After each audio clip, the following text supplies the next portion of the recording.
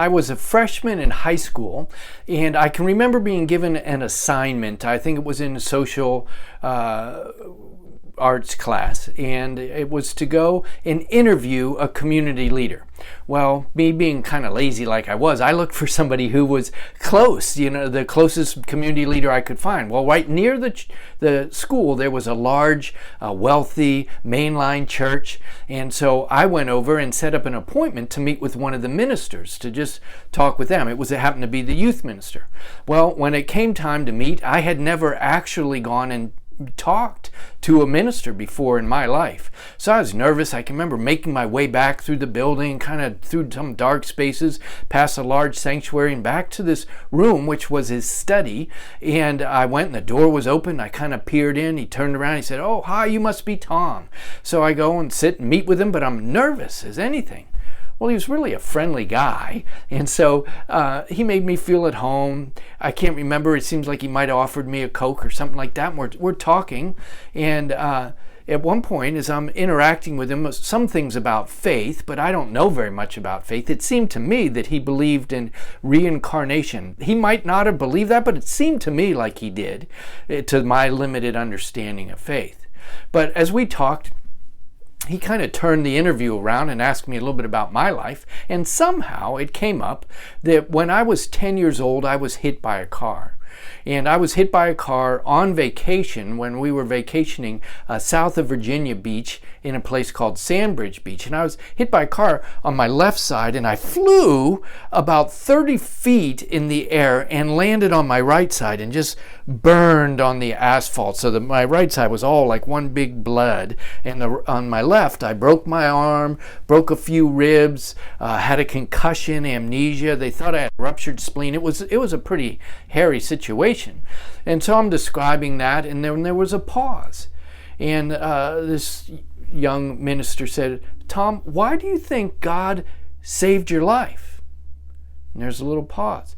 And I was totally undone. I just started weeping and weeping in his office. I was very embarrassed because I had never thought of the idea that God had actually saved my life. But I think he did. And the thought that maybe there was a reason, like there was a purpose in my life, that was a brand new thought.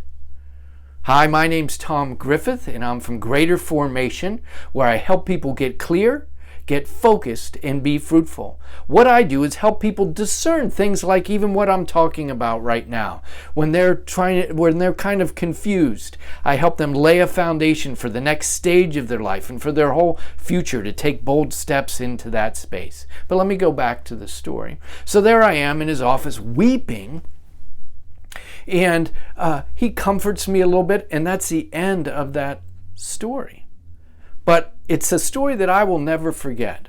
The idea that God apparently saved my life and had a purpose for me. I believe both are actually true right now. But let me ask you a question. Has God ever saved your life? And secondly, if so, why? For the next few weeks or maybe a couple months, I'm going to share some different stories from my life of early encounters with God. Different ways that I've experienced him, just to stir you up, that you might also consider the experiences you've had with God. Now, those early experiences are often raw. They might not have a whole lot of clear theology to them, kind of encounters, God in person. Those can be very valuable for us to reflect upon. So let me ask you again. Has God ever saved your life? And secondly, if so, why?